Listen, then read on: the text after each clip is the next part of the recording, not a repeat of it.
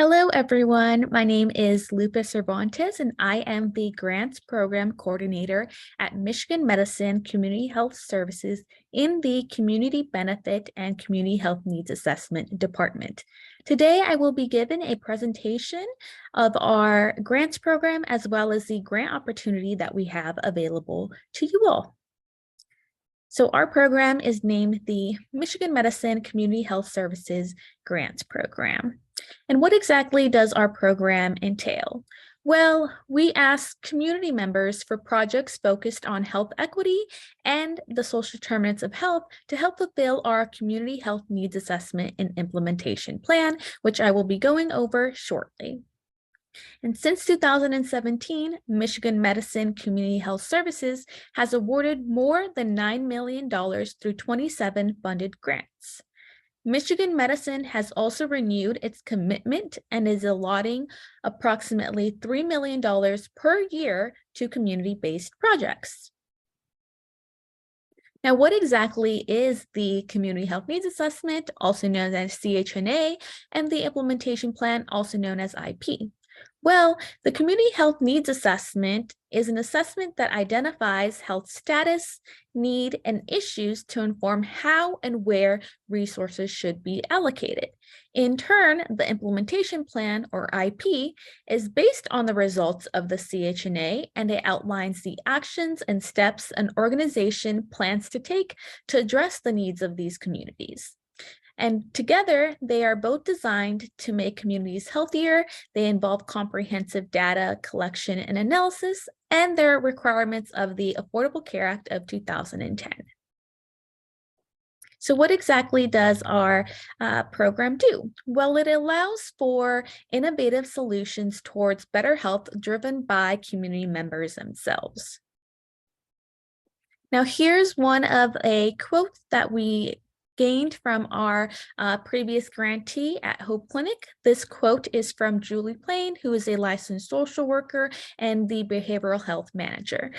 It states, "Thanks to the CHS grant, Hope Clinic has been able to put systems in place to make a big impact in the lives of uninsured people suffering with mental illness who would not otherwise have access to mental health services." So now I will be giving an overview of our request for proposals, or it's another word for our grant proposals, and I'll be going deeper into that. So RFP is just a short term for our grant that we have available to you all. So if you're ready to create long-lasting change and help improve health equity and social determinants in Washtenaw County, we invite you to apply. So I will be going over who is eligible, what are the requirements that we're looking for, the application platforms and supporting documents, where you can find further assistance and or ask questions, and what to expect after you submit your application. And the applications are due January 20th, 2023 at 11:59 Eastern Standard Time. So who is eligible? Washtenaw County 501c3 organizations are eligible, as well as 501c3 organizations that are located outside of Washtenaw County, however, have programming that impacts Washtenaw County residents. So for example, one of our previous grantees was the Michigan State University Extension, and that is because they have programming that directly impacts the lives of Washtenaw County residents. And also U of M faculty, staff, and or students are welcome to apply as well. And it does not matter, your affiliation is what counts. Your appointment does not matter. So you can be part-time, full-time, etc. As long as you're affiliated with the University of Michigan, you are eligible to apply, and previous grantees are also eligible to apply.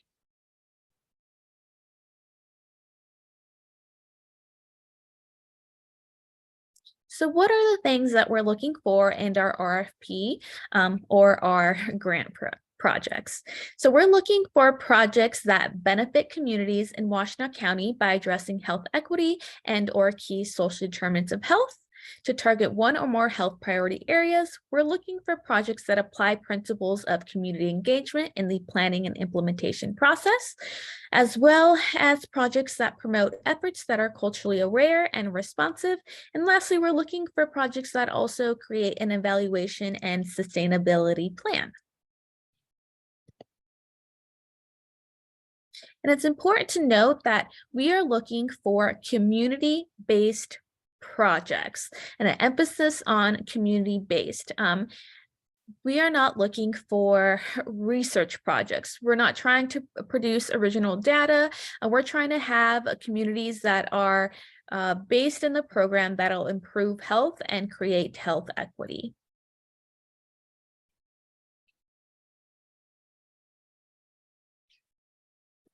So in our grant proposal, you must address one of the following health priorities: mental health and substance use disorder, obesity and related illnesses, or preconceptual and perinatal health. So I'll be giving some examples of projects that fall into each category. For mental health and substance use disorder, this can include projects such as social isolation or opioid usage. For obesity and related illnesses, this may include things such as food access, food security, or food literacy. And for preconceptual and perinatal health, this may also include maternal and infant mortality. And I will just give a brief definition of what preconceptual and perinatal health is. Preconceptual health refers to the childbearing years, and perinatal health is up to 6 weeks postpartum. So these are just some examples of projects. You are welcome to submit projects that fall within one of these categories, but I did not list. In addition, your projects may target more than one health priority area. So for example, we had past grants that fall into all 3 of these health priorities or 2 of these health priorities. You only need to do a project that falls into one, but health is very intersectional, and so it may very well be that your project targets one or more of these priority areas. So for example, we had a past grantee, which was a Michigan Legal Partnership, and they help people with legal matters.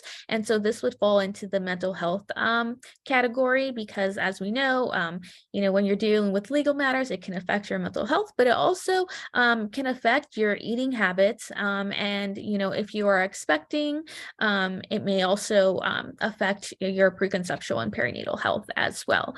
One of our other grantees was Mom Power from the Department of Psychiatry, and they focused on supporting mothers.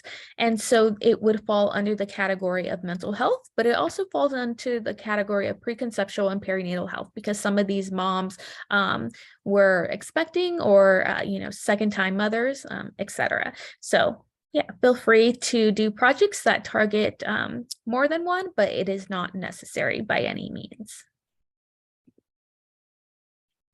Okay. We also expect the grant projects to target social determinants of health. So I pulled a definition from Healthy People 2030 to give you a definition. Social determinants of health, or SDOH, are the conditions in the environments where people are born, live, learn, work, play, worship, and age that affect a wide range of health functioning and quality of life outcomes and risks. So in your project, you may target any social determinants of health. So I provided a list of possible social determinants of health that you may target, but please keep in mind that this is just a general list, and it does not include every social determinant of health that is out there. So some may include transportation, racism and discrimination, violence, education, income, access to physical activity opportunities, polluted air and water, and language and literacy skills. And again, I just want to emphasize that all social determinants of health are welcome.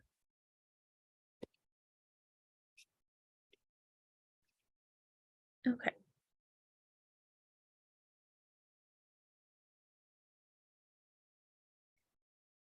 And here I want to briefly go over the focused social determinants of health that we have outlined. So as I stated before in the previous slides, this grants program came about to help fulfill our community health needs assessment and implementation plan.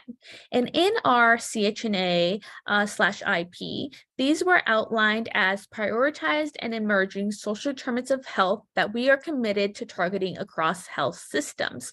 So for the prioritized social determinants of health, we have housing / homelessness, poverty, social support or social isolation, and food security. For the emerging social determinants of health, we have climate change, incarceration, and medical debt. However, it's important, therefore, when reviewing and discussing applications, grant projects that target these focused social determinants of health will be allotted bonus points. However, it's important to note that if you target any social determinants of health, that makes you eligible to apply for a grant and your overall score will not be affected. As a general tip, we encourage you to target whichever social determinants of health you are most passionate about and that you can target with the resources at hand. This is because it will translate in the quality of your grant, and you want that to really shine through. In addition, we expect the grant project to implement community engagement principles. So here are some guiding questions that you may ask yourself just to ensure that you're hitting this area. The first one is, are community members / constituents engaged in the identification of needs / planning? Are community members and or constituents engaged in the local setting? And are community members and or constituents engaged in the evaluation of success? One way to engage community members is to create advisory boards or key informants, or have a key stakeholder meeting that can help inform your projects and make sure that it's tailored to the population and the groups that you're trying to target.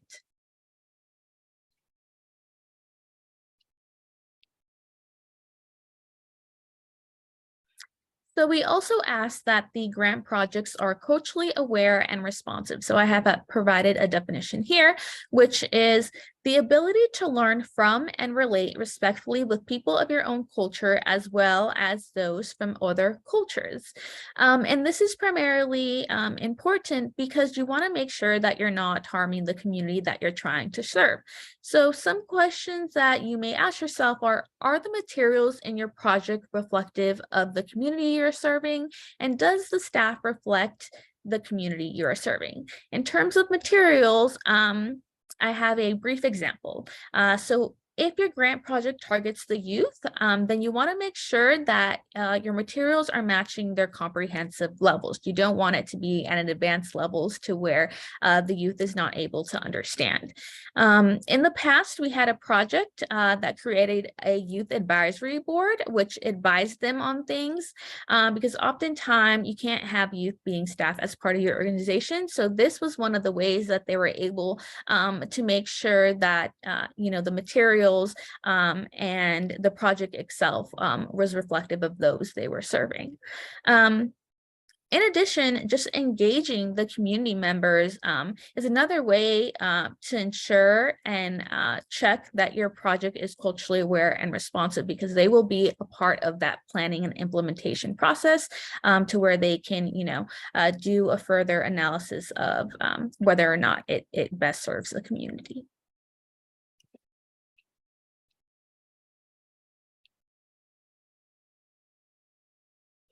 In addition, we ask that the projects create an evaluation and sustainability plan. And this is particularly important because you want to make sure that you're able to tell a story of impact, which you can translate to current and future funders. Sustainability is also very important because you want to ensure that the community members are able to access these resources that they were originally given after the grant period has ended. So here are some things that we ask of you. We ask that you think about the time frame of your project and set obtainable SMART goals and objectives, that you put metrics in place that correspond with your goals and objectives. And these metrics can be either qualitative and or quantitative. And lastly, that you create a plan for funding the project beyond the grant period. We also want to emphasize that you set goals that are not overly ambitious. In the past, some grants were not accepted because the scope of the work was not attainable and they were not able to properly track the impact in the time frame allotted.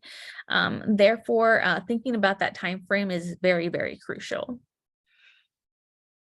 In addition, we want to state that you will not be handling these metrics alone. I know sometimes they can be scary, but for those grants that are awarded, we will be having an initial meeting prior to the start of the project to discuss metrics and assure that you're fully capturing the impact of the grant itself. So I mentioned SMART goals, but what exactly are SMART goals? SMART goals are goals that are specific, so things that you are going to state that you'll do, and we ask that you use action words. They're also measurable. They provide a way to evaluate, and this is where you use metrics or data to track that impact.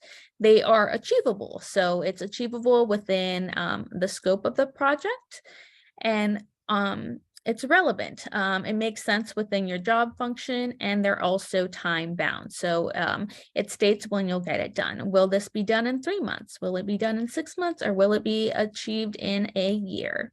And as always, if you have questions regarding metrics, feel free to reach out to us. Okay, so I talked a lot about, or emphasized that you want to make sure when thinking about your goals and objectives that it matches the time frame allotted. So I want to briefly go over the types of project fundings we have available, because the time frame of them do differ a little. So the first one that we have available is the idea development grant project. And the idea development is funding to explore future project ideas related to health equity and social determinants of health, which influence one or more of the 3 community health needs assessment health priorities, which are mental health and substance use disorder, obesity and related illnesses, or preconceptual and perinatal health. And this type of project is eligible for up to $5,000 for a 1-year period. So again, that time frame is 1 year. Now, these projects are usually best to help facilitate needs assessments, feasibility studies, or project conceptualization and design to help build relationships and prepare concepts and ideas to apply for future funding for pilot and evidence-informed projects. So these are really seed projects. It's, you have an initial idea and you want to, see more evidence behind it to eventually turn this into a bigger project later on.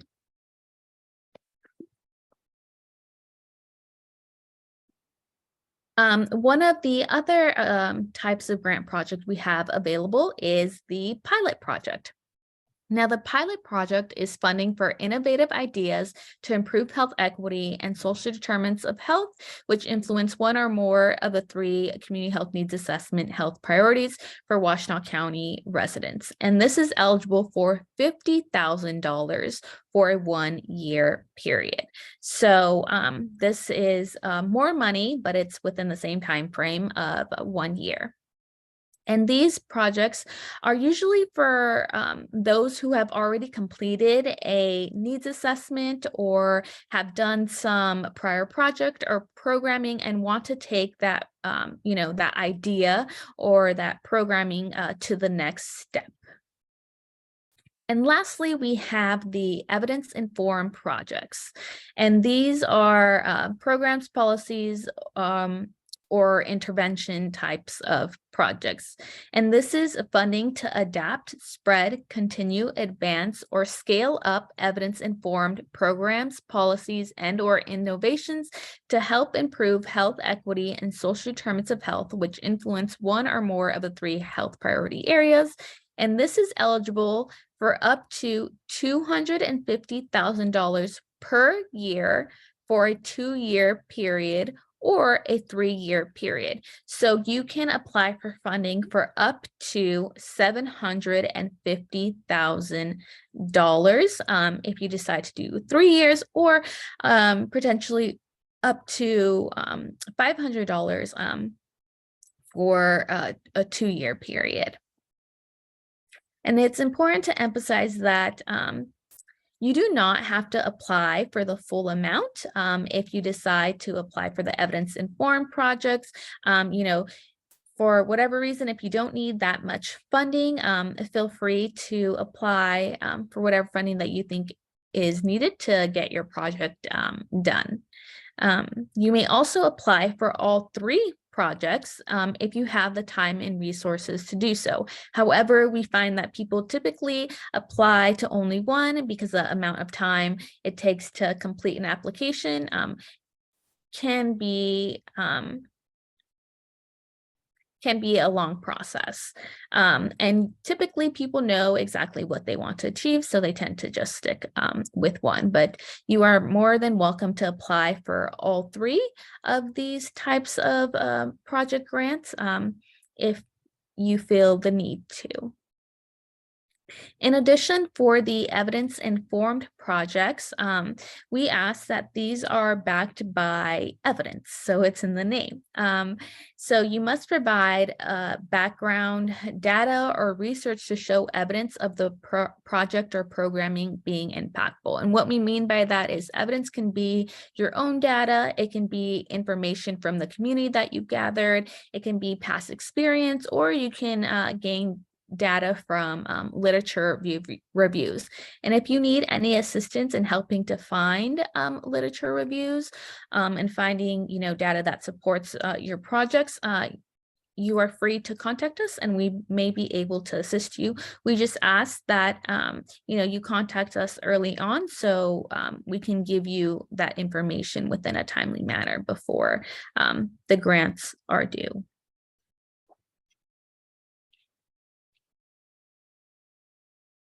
Okay, so where can you go to apply? So Washtenaw County 501c3 organizations may apply at bit.ly/external RFP with a capital E and a capital R. In turn, faculty, staff, or students may apply at bit.ly/internal RFP with a capital I and R. So I'm going to go to the site and hopefully my screen is sharing, but let me stop my share so that I can accurately show you the website.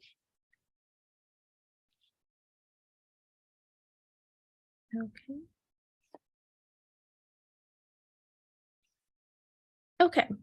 Yes, so it took me there. So this is our application for those who are considered external applicants, which are any 501c3 organizations. So here we have a description of our application. So here it'll tell you the requirements, the eligibility, which are Washtenaw County community-based 501c3 organizations. And it also gives you a debrief of the types of funding to refresh your memory. Again, idea development, $5,000 for 1 year, pilot projects, which are up to $50,000 for a 1-year period, and evidence-informed projects, which are a 2 to 3 year period for up to $750,000.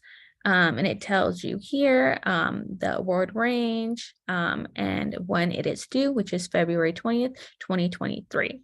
So after you read through this information, you can go ahead and click apply here. And then this takes me to my next point. So let me stop share here and go back to the presentation. Okay, just one moment, please. There we go.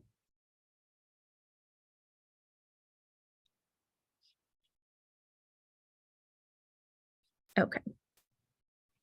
So once you click on that apply button, it takes you to this page right here.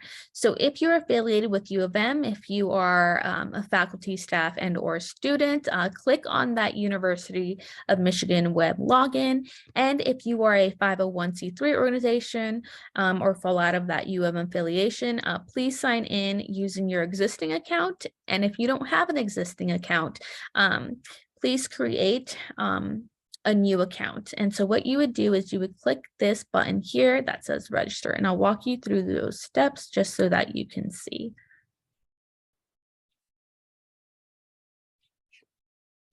Let me go back. Okay.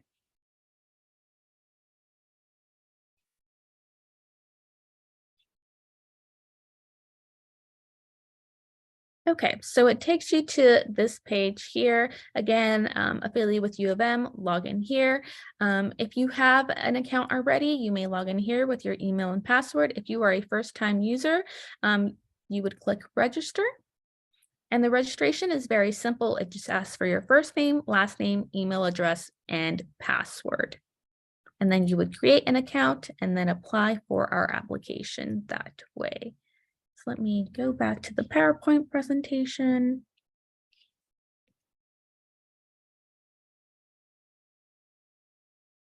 Okay. The application, all of our application will be housed on this InfoReady platform. So you will be applying there.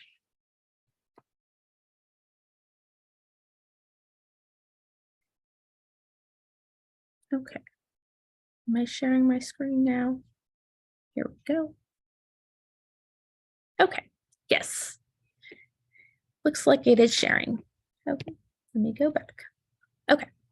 So yeah, so this is the page, and then I will talk about the supporting documents that you are going to want to gather. So if you are an external applicant, meaning a 501c3 organization, or if you are an internal applicant, meaning you are a U of M affiliate, you would both have to upload some documents depending on your affiliation. So for 501c3 organizations, some of the documents that we are requiring you to upload are the application cover sheet, proposal narrative, which is you outlining what your grant project entails, your project budget, which entails how you plan to use the money for your project, your 501c3 tax exempt status, the board of directors, and an operating budget. In addition, you may also submit an annual financial statement and or support letters or a memorandum of understanding. These are optional, they're not required, but if you feel like it would make a strong case, we suggest that you upload a support letter or MOU. For U of M affiliates, meaning U of M faculty, staff, or students, we require you to upload an application cover sheet, a proposal narrative where you outline your grant, a project budget, which you would outline. It's an Excel sheet where you would create an itemized list of the monies that you plan to spend, a budget narrative. This is a document where you would explain more in detail how and where you plan to spend the monies allotted versus the project budget, which is the Excel sheet. And then we also encourage you to upload a letter of support or memorandum of understanding if you feel like those are needed in your case. However, the letters of support and MOU are completely optional. And I just want to emphasize that for 501c3 organizations and for U of M affiliates, we highly recommend that in your proposal narrative, this is where you want to make your case as to why we should select your grant and what evidence have you gathered, or what evidence is there that helps support this project. And so also important to note that for our U of M affiliates, in your project budget, we are not covering faculty salary release time. However, we will cover program coordinators, program directors, and outreach specialists. Part of this reason is that faculty salary and release time, it tends to get quite large very quickly. And part of the spirit behind our CHS grants program is to really drive dollars out into the community to improve community health. So we would like to have those dollars infused as much as we can into the community for their benefits. And this has not deterred previous grantees at all. We've actually had much success, even though faculty salaries were not covered. In turn, for 501c3 organizations, in your project budget, you are allowed to budget for employee salaries. So if your grant project, requires you to hire a social worker or have more time or more hours for social workers, you may budget that in your proposal. In addition, you may also budget for things like computers, books, and other materials that you need to connect with patients and or community members.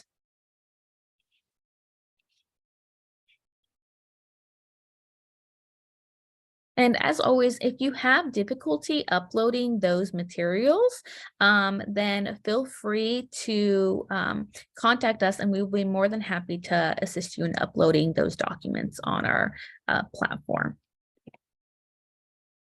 So where can you go if you have further questions or want to gather more information? You can go to bit.ly/community investments with a capital C and a capital I. So this website contains various information such as our community health needs assessment, which is where you would find our 3 health priorities, and our implementation plan. So that's where you'll also find the action steps that we're taking to address those priorities and the prioritized and emerging social determinants of health.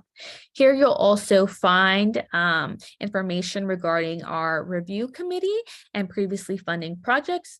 And you'll also find this Zoom recorded session to go back to if you ever have questions. So I'm actually going to stop sharing so that I can click on the link and walk you through that.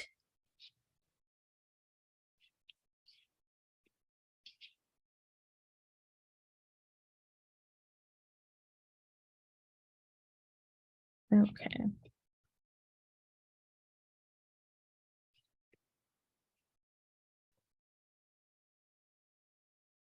Awesome. So when you go to bit.ly/community investments, this is the landing page that pops up.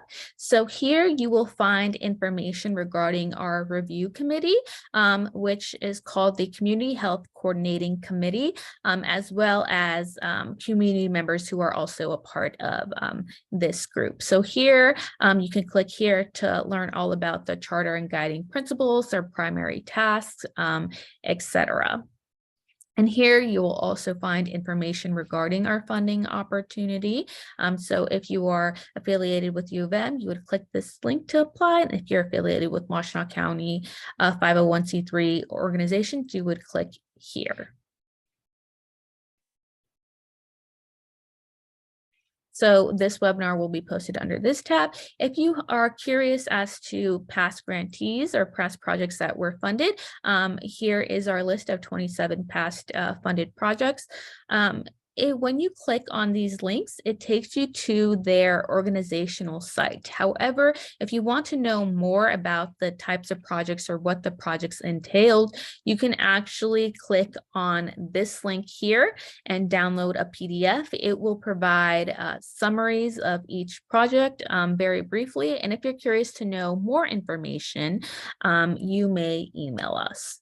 But if you click on this Home tab here, it'll take you to this landing page, and this is actually where on the right-hand side here, you can click to learn more about our implementation plan as well as our community health needs assessment. So again, this will have information regarding our 3 health priorities, which is a requirement of our grant. You must target one of those 3 health priorities, and the prioritized and social determinants of health, or which we are allotting bonus points for. So you can read up more about, those areas and how data was collected and why we're choosing to focus on those areas. So you may click there. If you're interested at all to know a little bit more about the CHEC or the review committee, that's the committee that is going to be reviewing and voting on your proposals. Here is a list of everyone and their bios. So I'm going to stop sharing now and go back to our PowerPoint.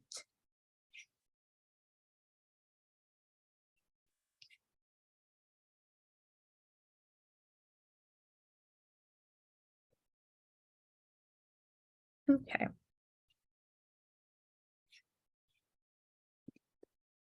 think I'm back now.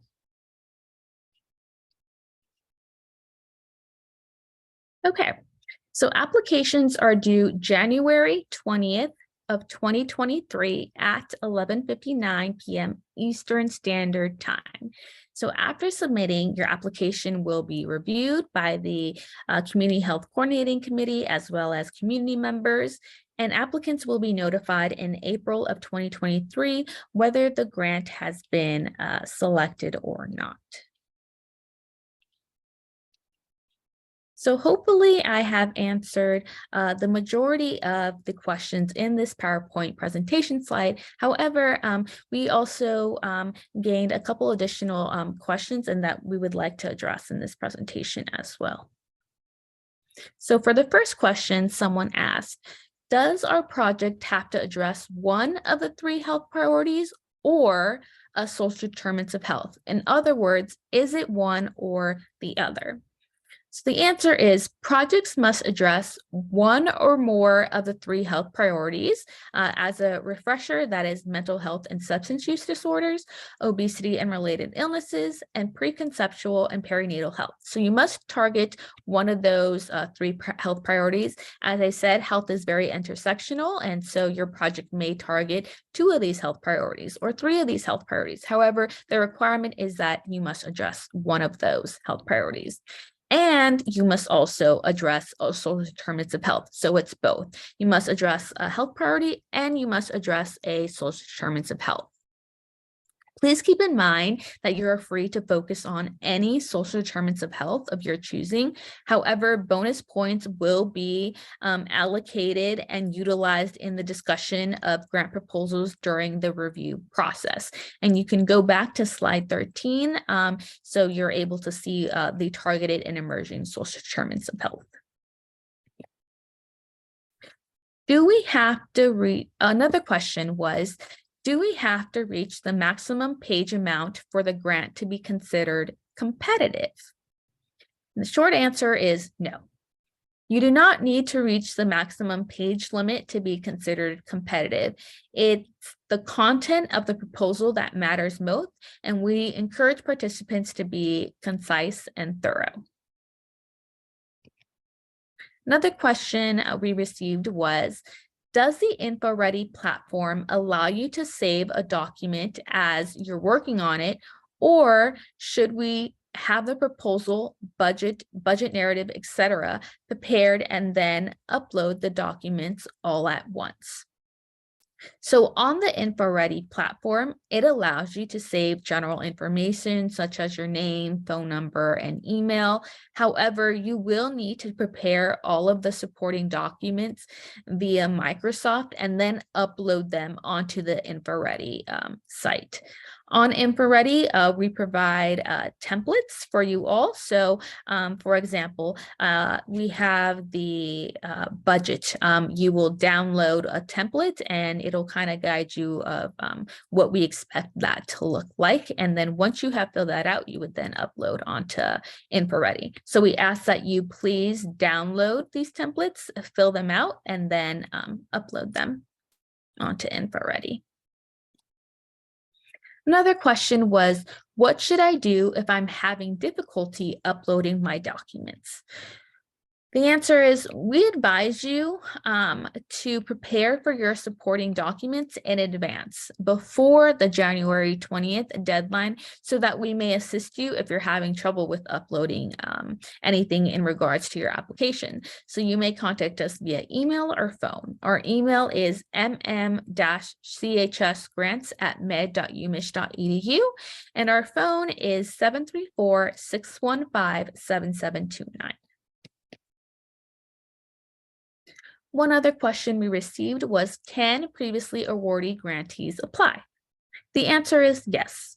Projects will either need to build on previous project success and/or be a new project. And as before, we're looking for projects that are innovative, target a health priority, and a social determinants of health. Now I'm going to pause here just for a second.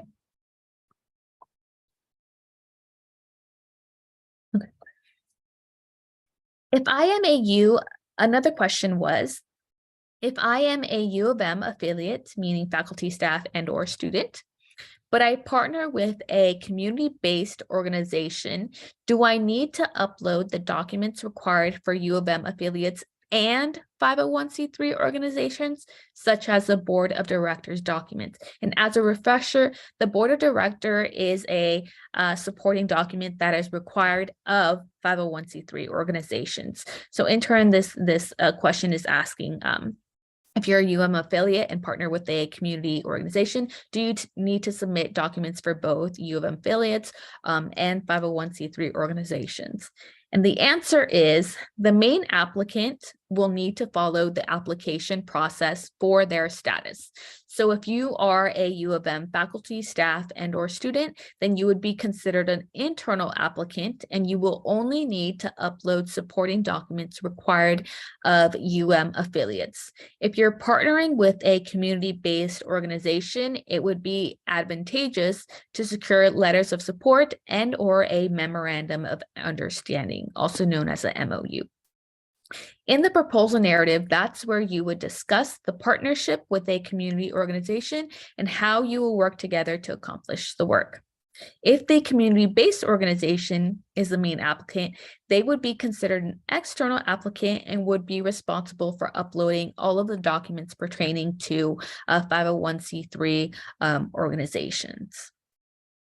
And you could go back to the slides to see which documents are required depending on where you land. Another question we received was, I am a UM affiliate and work within community health services. Am I able to apply for more than one grant given the Office of Sponsored Program stipulation, which states departments can only apply for one grant at a time? The answer is yes. You may submit up to 3 applications. The Community Health Services grants dollars are directly from the University of Michigan Health and are not part of the Office of Sponsored Program stipulation. Also, 501c3 organizations may also submit up to 3 grants from their agency. So both internal and external applicants can submit up to 3 applications. It's simply a matter if you have the time and resources to apply for more than one grant. And again, the 3 types of grants that we have available are the IDEA grants, pilot grants, and evidence-informed grants.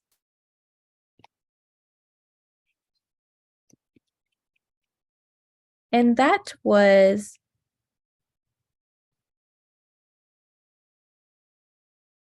I'm sorry. Okay, we're back on track. If we are a U of M affiliate and partner with a federally qualified health center in Ypsilanti to target diabetes, would that qualify as a community-based grant project? And the answer is yes. This is a perfect example of being a community-based grant project, and you would qualify to apply. Please remember that projects need to be community-based, so they cannot just target patients within the clinic. They will need to reach outside of the four walls of the institution. Another question was, would a project that focuses on trauma as a contributing factor to mental health challenges, homelessness, and poverty qualify? The answer is yes. It would, because this falls under our health priority, mental health and substance use disorders. Addressing trauma may be done in various ways, such as focusing on the 40 developmental assets and/or reducing adverse childhood experiences. So that concludes our presentation. As always, if you have further questions, concerns, inquiries, you may contact us via email or phone. Again, our email is MM-CHS grants@med.umich.edu, and our phone number is 734-615-7729. And I hope you enjoyed this presentation.